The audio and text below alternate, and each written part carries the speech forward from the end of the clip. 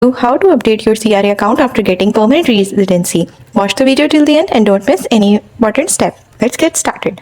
Update your social insurance number SIN. Once you receive PR status, you must replace your temporary SIN starting with 9 with a permanent SIN.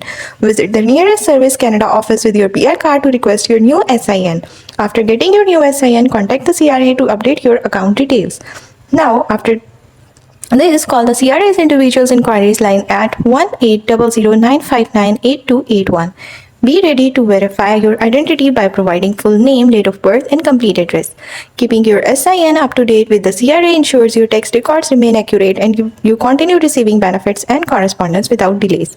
Also, update your new SIN with your employer, your bank, or financial institution.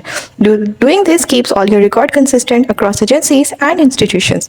By updating your SIN after receiving PR status, you stay compliant with Canadian regulations and ensure uninterrupted access to government services and benefits.